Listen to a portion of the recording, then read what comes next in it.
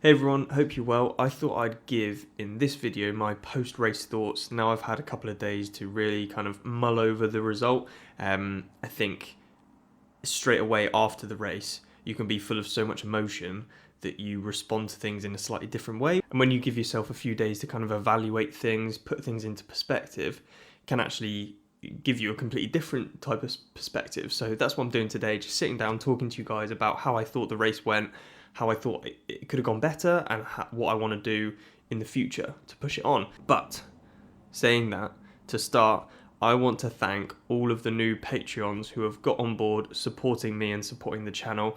I honestly cannot tell you how much I appreciate it. It's incredible.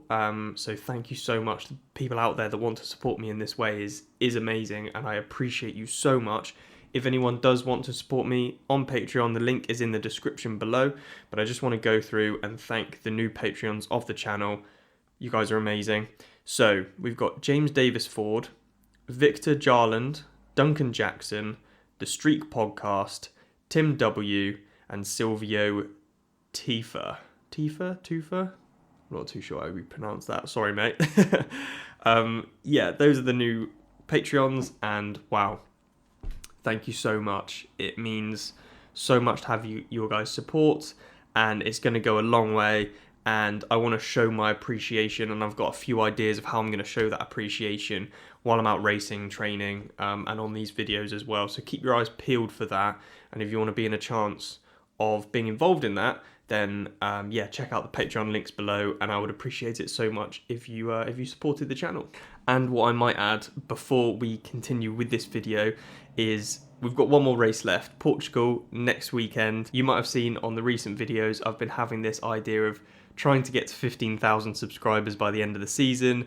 It doesn't look like it's going to happen, but it still would be amazing if we could get as close as possible.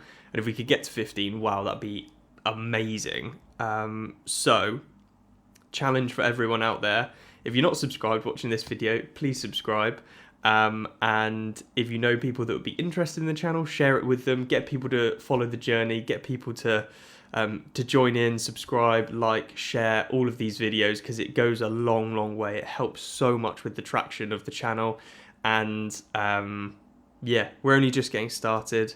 There's so much more that's going to come from this channel, and I can't wait to share it with you guys. So get on board if you're not on board already, and if you're already on board, thanks very much for the support. Now let's talk through the result and kind of the way I'm looking at the result from Lanzarote.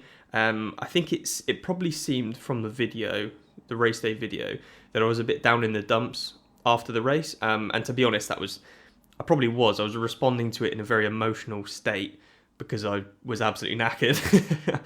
And I was a little bit frustrated because, the prize money went to 6th and I came 7th, and I was like, gutted. And the legs didn't show up on the bike, as I mentioned quite a few times, which I was a little bit frustrated with. And coming out of the water 5th, I thought I put myself in a really good place, but then, yeah, it didn't pan out perfectly. But having had a few days to think things over, I'm very happy with the result. I'm very proud of myself for getting that result. I'm very thankful to everyone who's got me to that position. I'm very thankful to everyone who's supported me up to this point, and continues to support me. It means so much. And I obviously couldn't have got that result without everyone who's been involved.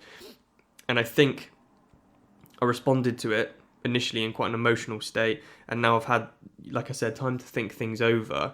I think I'm realizing that there's no such thing as a perfect race, right? There's no such thing as a perfect race.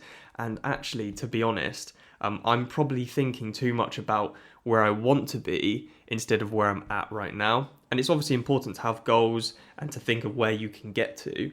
That's important, but also not be so fixated on the destination and think more about the journey. I know that sounds very philosophical, sounds very wax on, wax off, but I think I was too, when I finished, I was too focused on where I should have been and where I want to be, and I know I'm capable of getting those good results, top 5, top 3. I know I'm capable. Like, that's not me being cocky.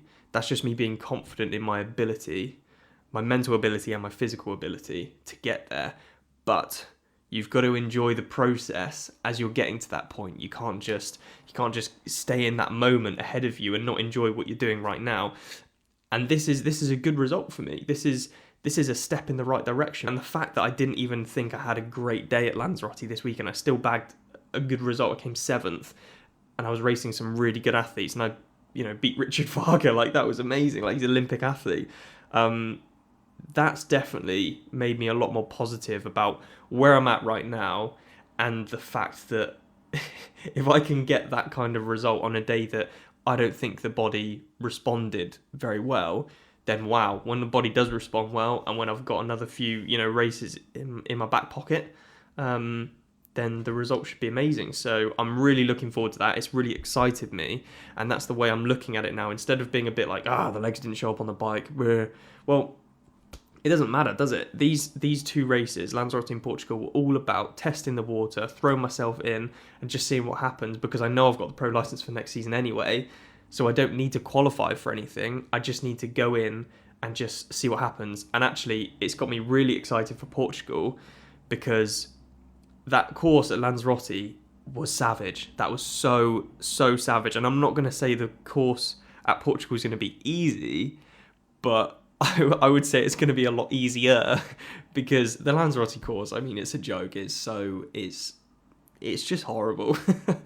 I mean, I'm not saying it's a bad race. It's an incredible race, and Club Lanza do an amazing job of organising it, and it is incredible. But damn, it's a hard race. It probably is the hardest race on the circuit. So for anyone who's keen on a really hard 70.3, check out Lanzarote. I think they've got a race in March next year, so go and check that out, because wow, it's a tough one.